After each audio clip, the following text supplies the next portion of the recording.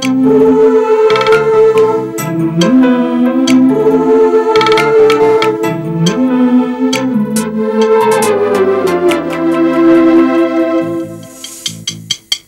విధి విచిత్రాల నిధి,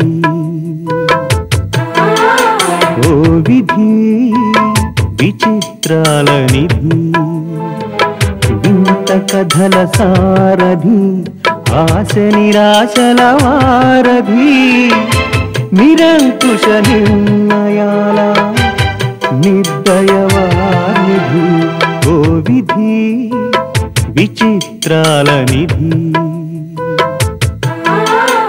ఓ విధి విచిత్రాల నిధి.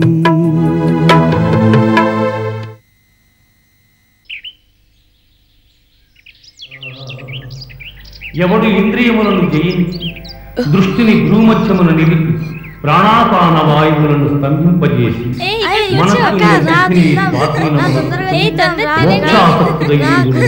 అట్టివాడే ముక్తుడనబడు. ప్రసాదం పెడుతుంటే ఏటలా కూకున్నావు? ఈ ఏం పెళ్లి భోజనాలు కావు, అయిపోకముందే బేగెళ్ళి తెచ్చుకో. భోక్తారం యజ్ఞ తపసాం సర్వలోక మహేశ్వరం. ఏంటమ్మా ఇలా కూర్చున్నావు? ప్రసాదం తీసుకోవా? ఇలా బెట్టు చేసుకుంటే కడుపు మడిసి వస్తావు. పోనీ ఈ ప్రసాదం తీసుకో.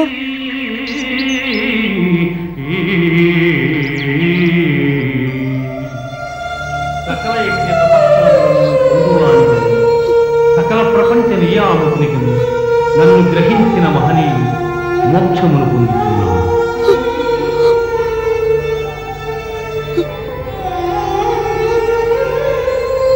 యం సన్యాసైతి ప్రాహుః యోగం తం విద్ధి పాండవ, నహ్య సన్యస్త సంకల్పో యోగీ భవతి. ప్రసాదం పెట్టక్క.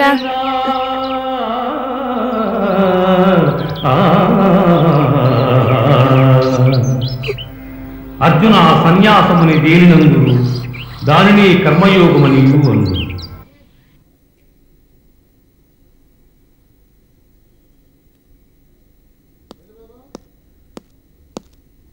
సార్, మీకోసం లక్ష్మీదేవి గారు వచ్చారు. రమ్మనమని చెప్పు. Okay sir.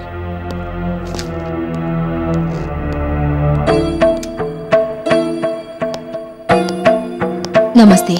నమస్తే, కూర్చోండి మేడం. చెప్పండి మేడం, మాకు కావాల్సిన ఇన్ఫర్మేషన్ ఏమైనా తెచ్చారా?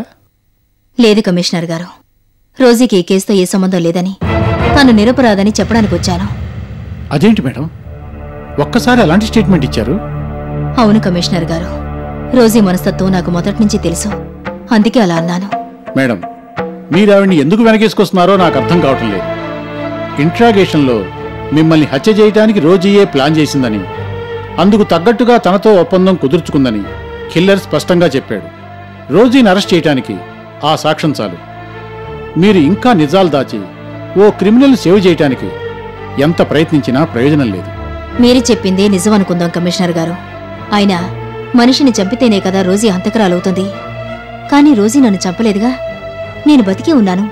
అది తెలుసు కూడా మీరు రోజీ క్రిమినల్ అనే అభిప్రాయానికి ఎలా రాగలిగారు?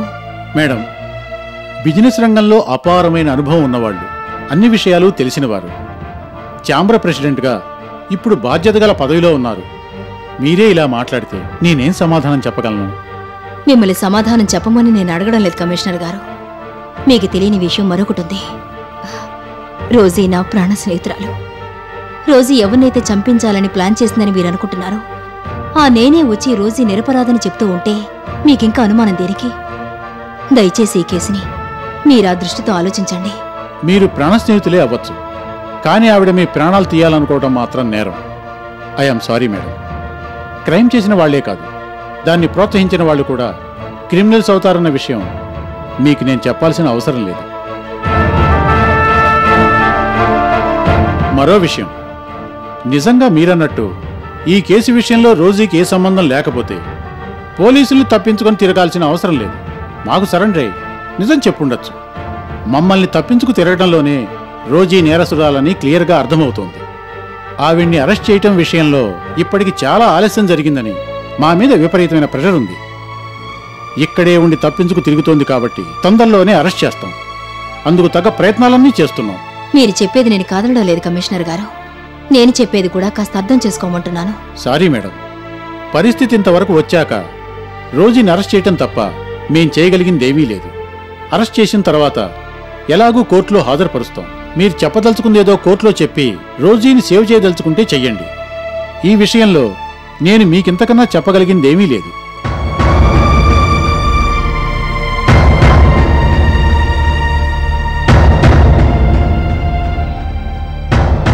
వస్తాను కమిషనర్ గారు. Okay madam.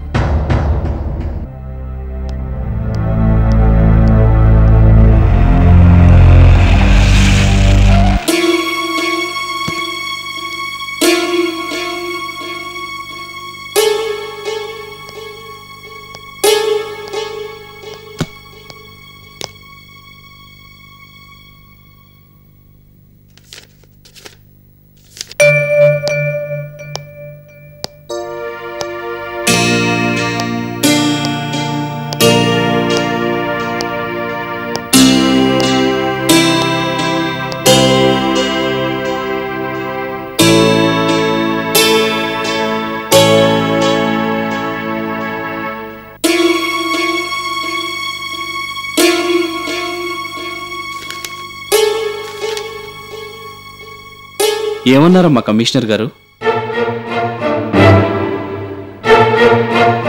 నీ ప్రాణ స్నేహితురాలు రోజును వదిలేస్తామన్నారా? ఆవిడ చేసిన నేరాలన్నింటినీ కొట్టిపారేస్తామన్నారా? కొట్టిపారేడు ఏంటి నాన్న?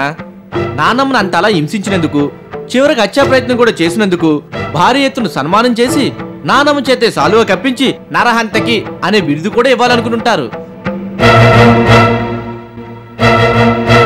వినోద్, చాలా ఎక్కువగా మాట్లాడుతున్నావు. రోజు ఇలాంటి ఉత్తమరాలు పట్టుకొని నేరస్తురాలు అంటావేంటి? చిన్నప్పుడు తనని ప్రాణానికి ప్రాణంగా చూసుకున్న అమ్మను చంపి తన రుణం తీర్చుకోవాలనుకుందంటే రోజీకి అమ్మ మీద ఎంత ప్రేమ ఉందో అర్థం చేసుకోవచ్చు. అంత గొప్ప స్నేహితురాలను అరెస్ట్ చేస్తే మీ నాన్నమ్మ ఊరుకుంటుందా? మొత్తం అందరి ఉద్యోగాలు పీకి పారేదు. దీపక్, మరి అంత హేళన చేయక్కర్లేదు. నిన్ను హేళన చేయడమా? లేదమ్మా, నిజంగా లేదు. నువ్వెంత నాటకీయంగా మాట్లాడినా నేను అర్థం చేసుకోగలను. మరేం చేయమంటావమ్మా? రోజీ పేరు చెప్పకుండా మా నోరు కట్టేశావు. ఆవిడ్ని కాపాడడానికి కనిపించిన పోలీస్ స్టేషన్ చుట్టూ తిరుగుతున్నావు. ప్రతి ఆఫీసర్ ముందు కన్నీళ్లు పెట్టుకుంటున్నావు. ఎందుకమ్మా నీకు ఈ కర్మ? నీ స్టేటస్ కూడా మర్చిపోయి అడ్డమైన వాళ్ళ కోసం ఈ తంటాలు పడ్డం దేనికి? నా మనుషులు అనుకునే వాళ్ల కోసం తంటాలు పడ్డాం నాకేం కొత్త కాదు.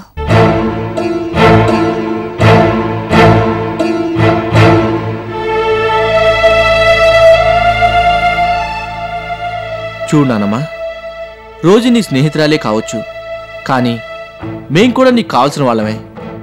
నువ్వు ఇలా బాధపడుతూ ఆరోగ్యం పాడు చేసుకుని ఏమైపోతావోనని మేము భయపడుతున్నాం. మా బాధను కూడా అర్థం చేసుకో ప్లీజ్. అమ్మా, రోజీ చేసిన తప్పులు 1, 2 కావు. ఆఖరికి హత్యా ప్రయత్నం కూడా చేసిందంటే క్రిమినల్ కిందే లెక్క. ఈ పరిస్థితుల్లో నువ్వెంత సపోర్ట్ చేసినా రోజీనంత తేలిగ్గా వదలరు.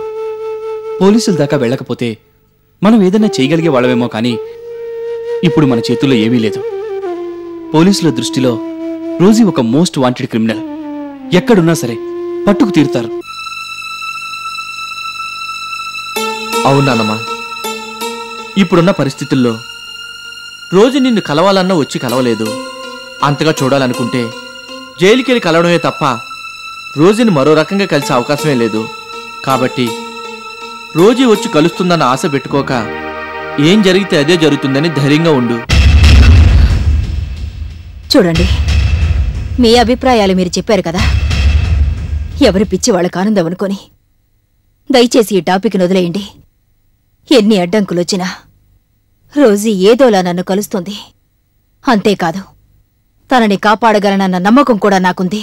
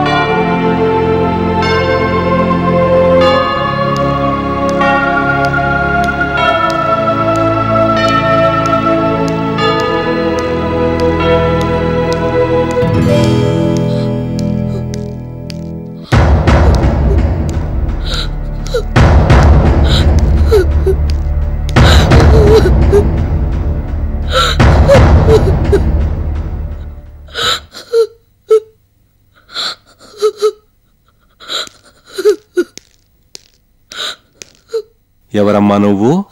ఎందుకు ఏడుస్తున్నావు? చెప్పమ్మా, ఎందుకు ఏడుస్తున్నావు?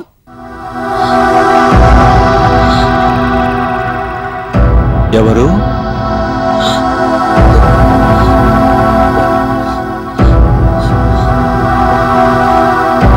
రోజీ, నువ్వా? ఇలా అయిపోయావేంటమ్మా?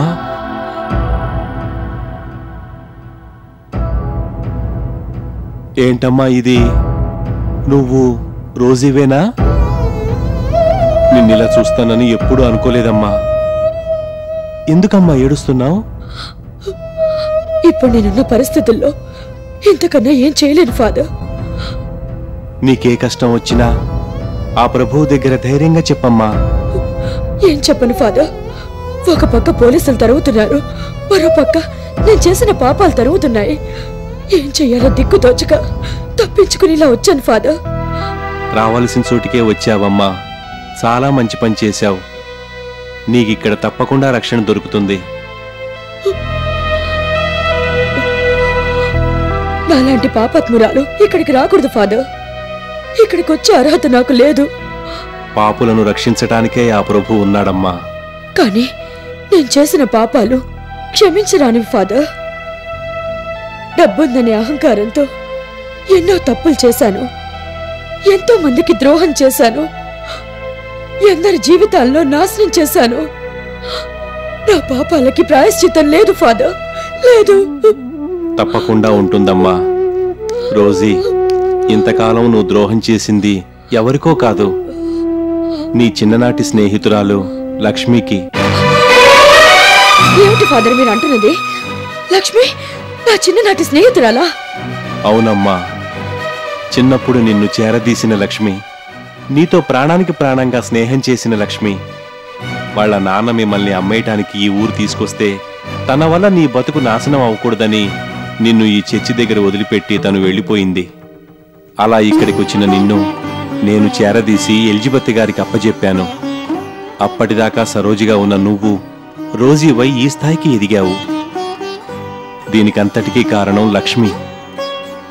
మంచి మనసుతో లక్ష్మి చేసిన త్యాగమే నీ జీవితాన్ని నిలబెట్టింది.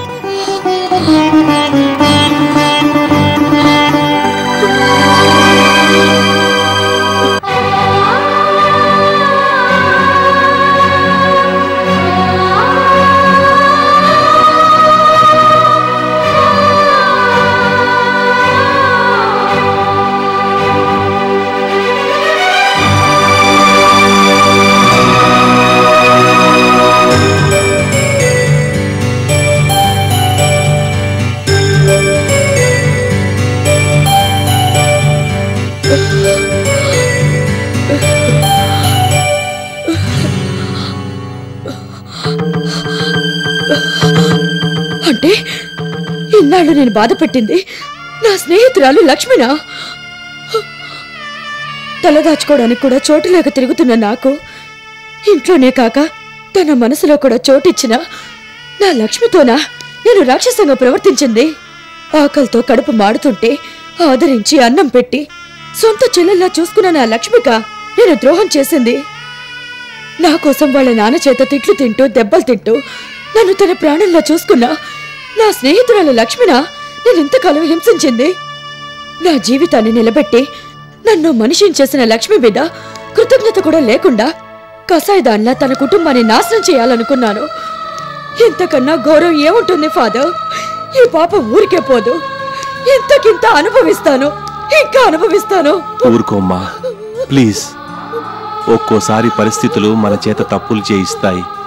పశ్చాత్తాపంతో మనసు ప్రక్షాళనవుతుంది, కుదుట పడుతుంది. ఊరుకో. లేదు ఫాదర్, ఒకటా రెండా లక్ష్మికి ఎన్ని అన్యాయాలు చేశాను.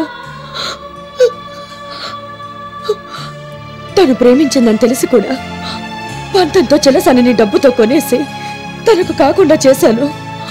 లక్ష్మి ప్రాణంలా చూసుకునే దీపక్ని కూడా అల్లుణ్ణి చేసుకుని ఆ ఇంటికి దూరం చేయాలని చూశాను. వినోద్తో బజారు మనిషి అనిపించి వాళ్ళిద్దరిని విడదీశాను. సంధ్య కాపురం పాడు చేశాను. అటు బిజినెస్ లోను ఇటు జీవితంలోను ప్రతి క్షణం లక్ష్మి జీవితంతో ఆడుకున్నాను. మోసాలు కుట్రలు చేసి మనశ్శాంతి లేకుండా చేశాను. సుఖం శాంతి అనేది లేకుండా అన్ని రకాలుగా లక్ష్మి జీవితం నాశనం చేశాను. చివరికి ఈ పవిత్రమైన ప్రాంగణంలో కూర్చుని లక్ష్మిని చంపడానికి ప్లాన్ చేశాను.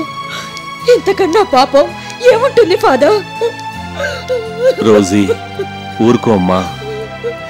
నన్ను ఆపకండి ఫాదర్. ఏడవనివ్వండి, ఇంకా ఏడవనివ్వండి. కరువు తీరా ఏడవనివ్వండి. కన్నీళ్ళు ఇంకిపోయేదాకా ఏడవనివ్వండి. ఇంతకాలం ఒకరి కళ్ళలో నీళ్లు నింపడమే తప్ప నేనేనాడు కన్నీళ్లు పెట్టలేదు. ఆ బాధ ఏమిటో, ఆ కన్నీళ్ల విలువ ఏమిటో నాకు తెలిసేలా ఏడవనివ్వండి. రోజీ, చేసిన తప్పులు తెలుసుకుని పశ్చాత్తాపం పడుతున్నావు. అంతకంటే వేరే ప్రాయశ్చిత్తం లేదమ్మా. చేసిన తప్పులు తిరిగి చెయ్యకపోతే అదే నిజమైన పశ్చాత్తాపం. అది గుర్తుంచుకో. నువ్వు తన స్నేహితురాలు అని తెలిసిన దగ్గర నుంచి లక్ష్మి ప్రతి క్షణం నిన్నే కలవరిస్తుంది. నిన్ను కలవాలని ఎంతగానో ఆరాటపడుతుంది. నిన్ను ఎలాగైనా ఈ పరిస్థితి నుంచి తప్పించి నీకు సహాయం చేయాలని చూస్తుంది. నిజమా ఫాదర్?